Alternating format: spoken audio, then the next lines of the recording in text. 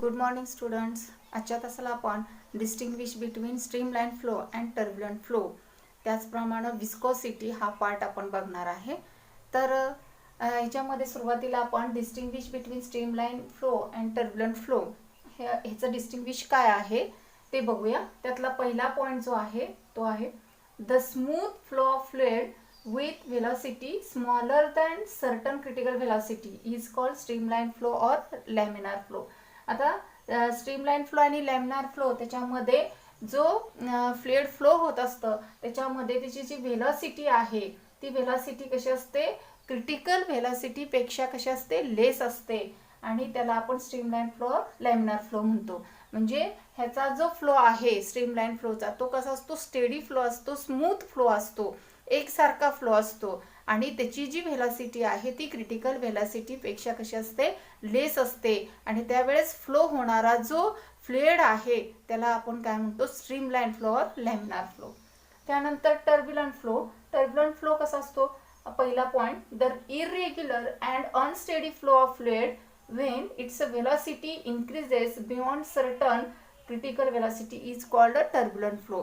म्हणजे turbulent flow जो आहे तो कसा असतो, इरेग्युलर असतो, अनस्टेडी असतो. म्हणजे रॅन्डम मोशनमध्ये तो काय होत असतो, फ्लो होत असतो आणि त्याची जी व्हेलॉसिटी आहे ती क्रिटिकल व्हेलॉसिटीपेक्षा कशी असते, जास्त असते आणि त्याला आपण काय म्हणतो, टर्ब्युलंट फ्लो असं म्हणतो. ठीक आहे, हा पहिला पॉईंट झाला. त्यानंतर दुसरा point, in a streamline flow velocity of a fluid at a given point is always constant. म्हणजे स्ट्रीमलाईन फ्लो मध्ये काय होतं की जो मॉलिक्युल्स फ्लो होत असतात वॉटरचे, तर त्याची जी प्रत्येकाची जी व्हेलॉसिटी आहे त्या प्रत्येक पार्टिकलची जी व्हेलॉसिटी आहे ती कशी असते, कॉन्स्टंट असते. म्हणजे सुरुवातीला जसा फ्लो आहे तसं शेवटपर्यंत त्याचा जो फ्लो आहे त्याची व्हेलॉसिटी आहे ती कशी राहते, कॉन्स्टंट राहते. ठीक आहे. त्यानंतर टर्ब्युलंट फ्लो मध्ये काय आहे, in a turbulent flow the velocity of fluid at any point does not remains constant.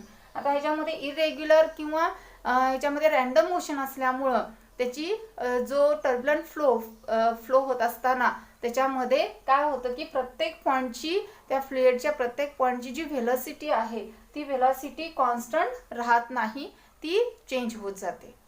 त्याच्यामधला तिसरा पॉईंट बघा, in a streamline flow two streamlines can never intersect, that is they are always parallel. म्हणजे streamline flow त्याचे जो layer आहे ते कसे असतात, अशा पद्धतीनं ते फ्लो होत असतात. ठीक आहे, म्हणजे त्याचे लेयर असतात आणि ते पॅरलल पद्धतीनं काय होत असतात, मूव्ह होत असतात, फ्लुइड फ्लो होत असतात. तर त्याच्यामध्ये हे जे स्ट्रीमलाईन फ्लोचे जे लेयर आहेत ते एकमेकांमध्ये इंटरसेक्ट होत नाहीत, मिसळत नाहीत. ठीक आहे, म्हणून two streamline can never intersect, they are always parallel. ते पॅरलल पद्धतीनंच काय होत असतात, मूव्ह होत असतात.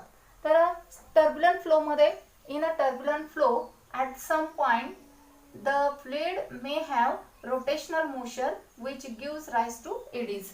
टर्ब्युलंट जो फ्लो आहे त्याच्यामध्ये काय होतं की पावसाचं जे पाणी आहे पावसाचं पाणी नदीमध्ये पडलं तर त्याच्यामध्ये काय होतं, त्या फ्लुइडची मोशन कशी होते, रोटेशनल मोशन होते.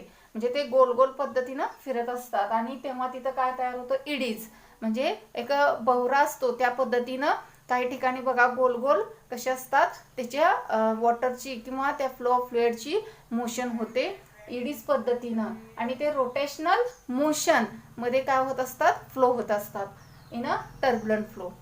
त्यानंतर चौथा पॉइंट आहे स्ट्रीमलाईन फ्लो मध्ये, in a streamline flow over a plane surface can be assumed to be divided into number of plane layers. म्हणजे आता जसं तुम्हाला सांगितलेलं आहे की स्ट्रीमलाईन जो फ्लो आहे त्याच्यामधला जो प्लेन सरफेस असतात ते नंबर ऑफ काय करतात, जे प्लेन सरफेस आहेत divided into number of plane layers, त्या लेयर्समध्ये काय होत असतात, डिवाइड होत असतात.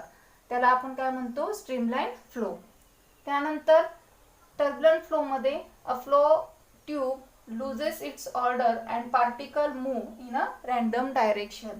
टर्ब्युलंट फ्लो मध्ये काय होतं की जे पार्टिकल असतात ते पार्टिकल रॅन्डम डायरेक्शननी फ्लो होत असतात.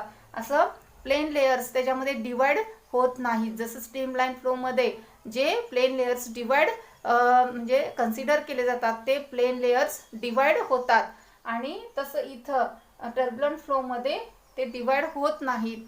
त्याची जी मोशन आहे ती कशी असते, रॅन्डम मोशन असते. त्यानंतर पुढचा पॉईंट आहे critical velocity and Reynolds number. आता आपण बघितलेलं आहे की streamline flow and turbulent flow. आता स्ट्रीमलाईन फ्लो आणि टर्ब्युलंट फ्लो जो आहे तो कशावरती डिपेंड आहे, क्रिटिकल व्हेलॉसिटीवरती डिपेंड आहे. म्हणजे ह्याच्यामधला जो डिफरन्स आहे की स्ट्रीमलाईन फ्लो कधी मिळणार आहे आणि टर्ब्युलंट फ्लो कधी मिळणार आहे, तर तो कशावरती डिपेंड आहे, क्रिटिकल व्हेलॉसिटीवरती डिपेंड आहे. आता बघा, फॉर एक्झाम्पल मी 10 मीटर पर सेकंद एवढी व्हेलॉसिटी मी कन्सिडर केली, तर ह्याच्यापेक्षा कमी व्हेलॉसिटी असेल तर तो फ्लो कसा असणार आहे, स्ट्रीमलाईन फ्लो असणार आहे. आणि ह्याच्यापेक्षा जर जास्त व्हेलॉसिटी असेल तर मिळणारा फ्लो कसा असणार आहे, टर्ब्युलंट फ्लो असणार आहे. ठीक आहे, म्हणजे हा जो फ्लो आहे स्ट्रीमलाईन फ्लो आणि टर्ब्युलंट फ्लो हे कशावरती डिपेंड आहे, तर व्हेलॉसिटीवरती डिपेंड असणार आहे. आणि त्या व्हेलॉसिटीला आपण काय म्हणतो, क्रिटिकल व्हेलॉसिटी. मग क्रिटिकल व्हेलॉसिटी म्हणजे काय असणार आहे, तर the velocity beyond which a streamline flow becomes turbulent is called a critical velocity. म्हणजे काय असणार आहे, तर ज्या वेळेस स्ट्रीमलाईन फ्लोचं कन्व्हर्जन टर्ब्युलंटमध्ये होतं, म्हणजे त्यावेळेस मिळणारी जी व्हेलॉसिटी असते त्याला काय म्हणतो आपण, क्रिटिकल व्हेलॉसिटी. म्हणजे बघा 10 मीटर पर सेकंद ह्या व्हेलॉसिटी, ही जी व्हेलॉसिटी आहे ही व्हेलॉसिटी जर जास्त झाली तर त्याचं कन्व्हर्जन कशामध्ये होणार आहे, टर्ब्युलंट फ्लोमध्ये. म्हणजे स्ट्रीमलाईन फ्लोमधून टर्ब्युलंट फ्लोमध्ये कन्व्हर्जन होत असताना त्यावेळेस असणारी जी व्हेलॉसिटी आहे त्या व्हेलॉसिटीला काय म्हणतो, क्रिटिकल व्हेलॉसिटी. त्यानंतर क्रिटिकल व्हेलॉसिटीचं इक्वेशन काय आहे ते बघायचं आहे. According to Osborne Reynolds critical velocity is given by, जे सायंटिस्ट आहेत ऑसबर्न रेनॉल्ड्स यांनी एक इक्वेशन तयार केलेलं आहे. त्याचं डेरिवेशन आपल्याला ह्याच्यामध्ये दिलेलं नाही आहे, फक्त इक्वेशन आपण कन्सिडर करायचं आहे. तर जी क्रिटिकल व्हेलॉसिटीचं इक्वेशन त्यांनी तयार केलेलं आहे, critical velocity is equal to RN eta divided by rho d. आता हे इक्वेशन जे दिलेलं आहे ते क्रिटिकल व्हेलॉसिटीचं इक्वेशन आहे. तर याच्यामध्ये बघा, ज्या क्वांटिटी दिलेल्या आहेत RN हा काय आहे, रेनॉल्ड्स नंबर. म्हणजे जो सायंटिस्ट आहे त्या सायंटिस्टनी काय केलेलं आहे, RN हा काय आहे, रेनॉल्ड्स नंबर कन्सिडर केलेला आहे. VC काय, critical velocity of a fluid. त्यानंतर इटा म्हणजे हा जो सिम्बॉल आहे तो काय आहे, इटा सिम्बॉल आहे. कोएफिशियंट ऑफ विस्कॉसिटी, त्याला काय म्हटलेलं आहे, कोएफिशियंट ऑफ विस्कॉसिटी. त्यानंतर रो काय असणार आहे, डेन्सिटी ऑफ फ्लुइड, ते फ्लुइडची डेन्सिटी असणार आहे.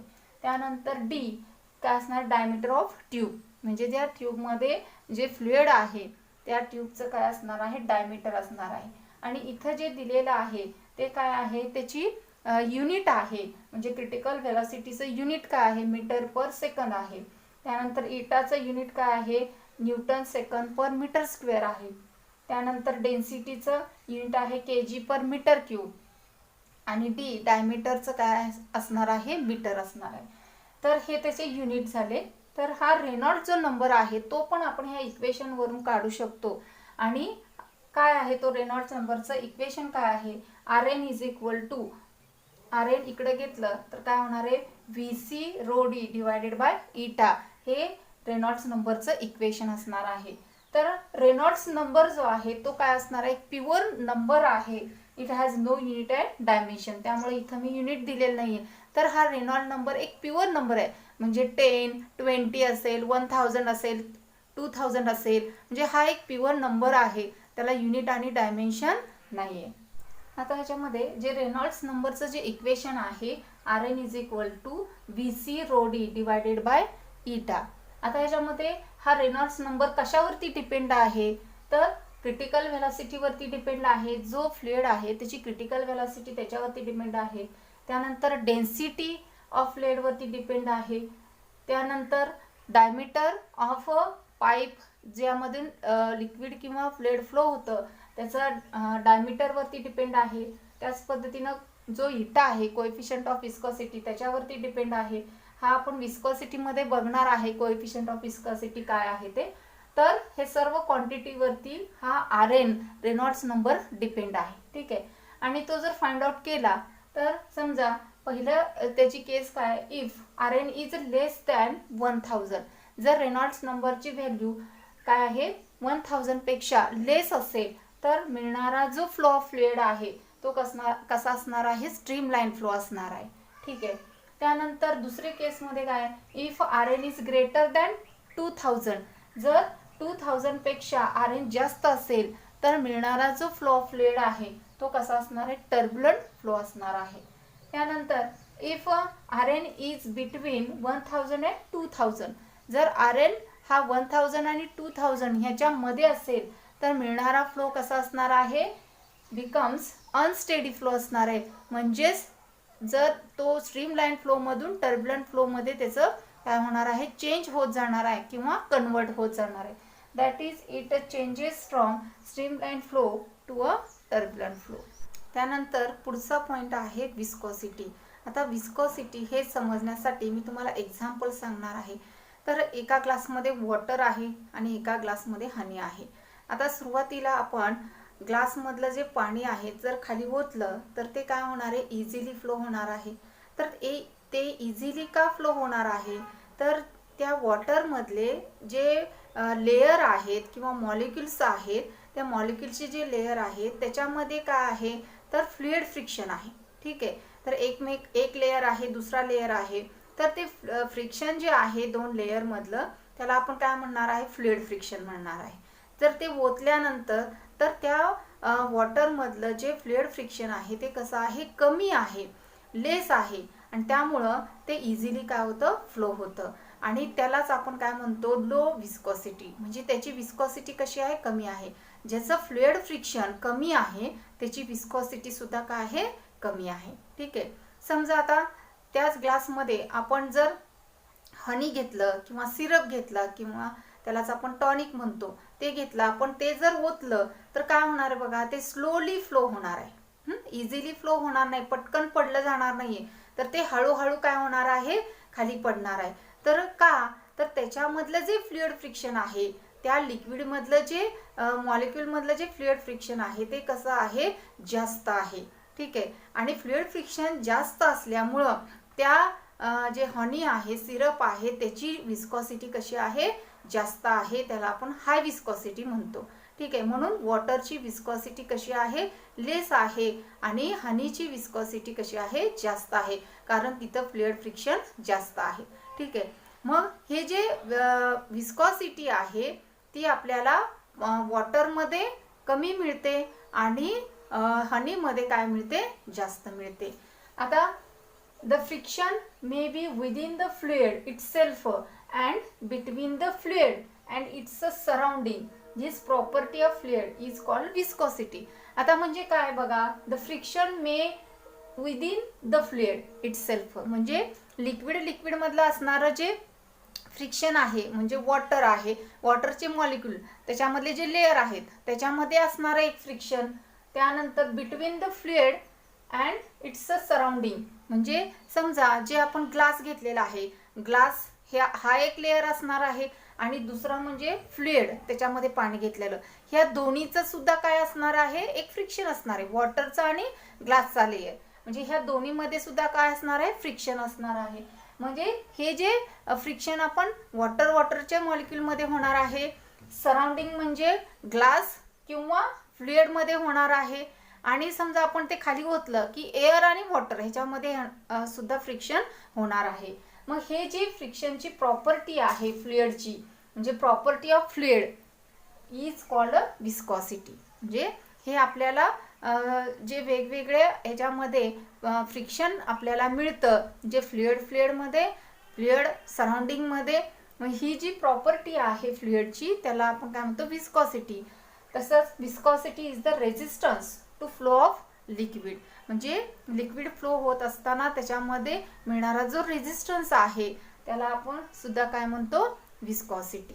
मग ही विस्कोसिटी आपल्याला कशामध्ये जास्त मिळते, तर वॉटरमध्ये. Water has a low viscosity, वॉटरमध्ये आपल्याला ह्याची विस्कोसिटी कमी मिळते. वेअर ॲज सिरप और honey has a high viscosity. ह्याचं रिझन आपण बघितलेलं आहे. वॉटरमध्ये फ्लुइड फ्रिक्शन कमी असतं, त्यामुळं त्याची लो विस्कॉसिटी मिळते. आणि हनी आणि सिरपमध्ये आपल्याला फ्लुइड फ्रिक्शन कसं मिळतं, जास्त मिळतं, त्यामुळे त्याची विस्कॉसिटी कशी मिळते, जास्त मिळते. आता विस्कॉसिटी समजण्यासाठी हा छोटासा व्हिडिओ त्याच्यामध्ये ॲड केलेला आहे, ते तुम्ही बघा.